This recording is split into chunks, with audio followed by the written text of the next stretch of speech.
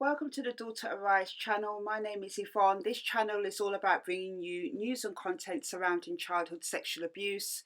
If you haven't subscribed to my channel, please hit the subscribe button and the notification bell so that you can be advised of any new uploads. And if you like the content that I share, please show support by hitting the thumbs up button and also sharing these videos with anybody you know, because we need to continue to raise awareness of childhood sexual abuse.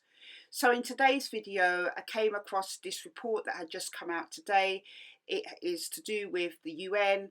In a report to the member states at the UN Top Rights Forum, independent expert Maud Deborah Buscio, I think that's how you pronounce her surname, please forgive me for any mispronunciation, reiterated concerns about protection gaps for children who are increasingly using the internet at a younger age.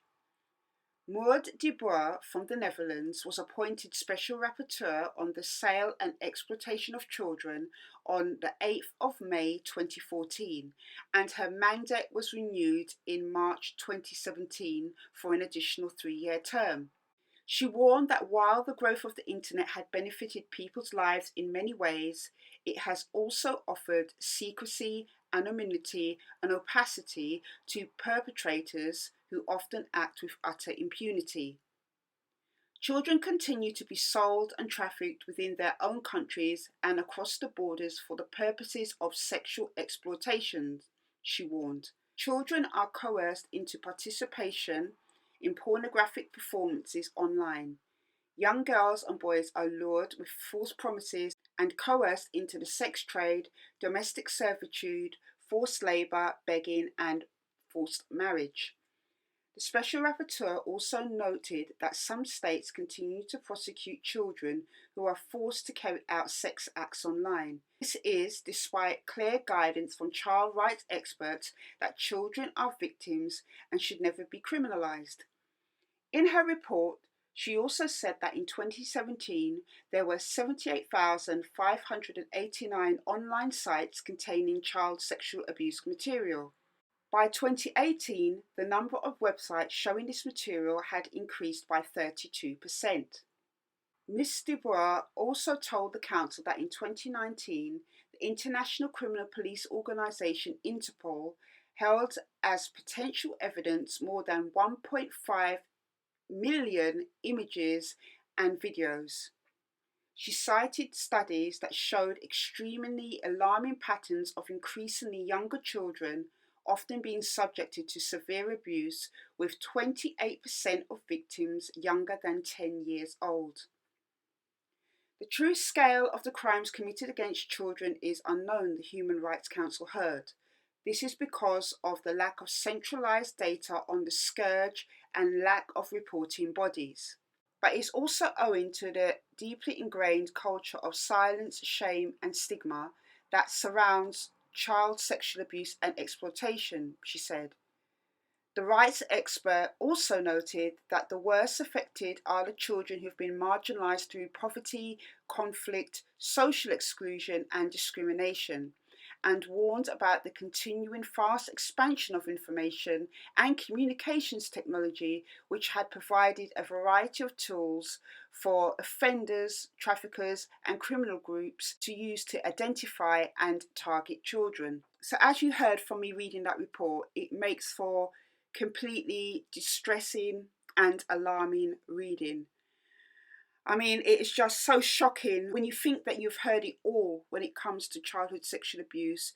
You find that the people who commit this appalling crime come up with new ways to fulfill their depraved desires. I did a little bit of my own short research online to find out some of the reasons why this has been cited as growing so rapidly. I came across an article by the World Childhood Foundation, and they released something called the Economist Intelligence Unit Global Index called Out of the Shadows. So one of the reasons that the EIU found that while childhood sexual abuse and exploitation happens in wealthy and poor countries alike, predators are increasingly seeking out victims in poorer countries and areas affected by crisis and conflict, where access to the internet and encrypted technology is growing. Out of the Shadows Global Index monitors the response of up to 60 countries and shines a light on their response to childhood sexual abuse and exploitation, how the countries are responding to the threat of sexual violence against children. It also explores the environment in which the issue occurs and is addressed, the degree to which the country's legal framework provides protections for children from sexual violence, whether the government commitment and capacity is being deployed to equip institutions and personnel to respond appropriately, and the engagement of industry, civil society and media in the efforts to tackle this problem. One of the key things I did pick out from the Global Index report is that whilst some of these countries have a long way to go and some of them are on their way to having proper systems in place to tackle the problem, one of the key things that a lot of them are not doing is implementing the systems that they have in place. So again, it's about not just having systems, it's about implementing them and using them effectively to tackle the problem. What is heartbreaking to hear is about children being prosecuted for crimes where they have been coerced and manipulated into doing sexual acts online.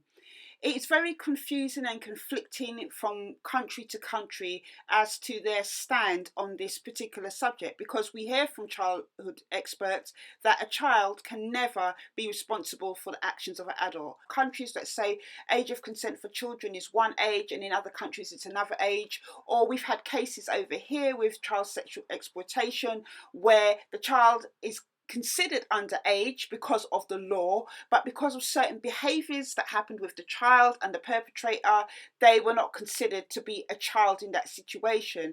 And we mustn't forget the impact it will have on the child to hear this, because one of the key things that helps the child in recovering or healing or coming to terms with their experience of going through childhood sexual abuse is when they tell somebody or try and disclose what's happened to them, is that they are believed and supported.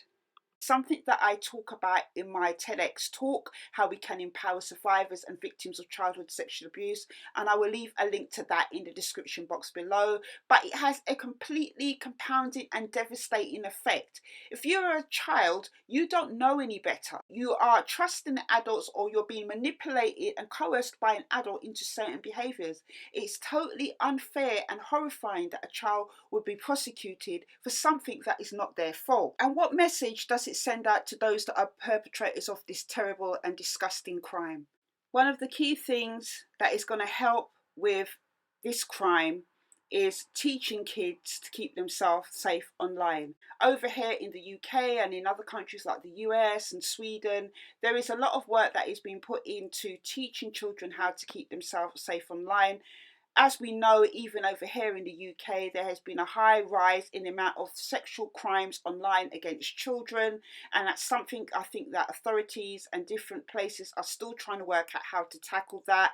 But one of the key things that we must do, even if it's with childhood sexual abuse or sexual exploitation online, or warning children of the dangers of trafficking, is to empower the children, giving them education on it. It's not enough to just give them information online, because we do know that children will flip from one thing to the next, and if it's something that's not entertaining, they're not going to take it in. I have a 13-year-old daughter. My daughter doesn't have Snapchat, Instagram, she doesn't have none of these social media apps, and I know she really wants them, but it's about keeping her safe. There are a lot of things that go on online. We have seen time and time again with those who seek to harm children, to sexually abuse or sexually exploit children, they will use social media apps as a way of gaining access to that young person. They create social media profiles of a picture of themselves appearing a lot younger than they are. They will engage in conversations with these young children, all with the intention of trying to sexually abuse or sexually exploit them. This is a tactic that they use time and time again.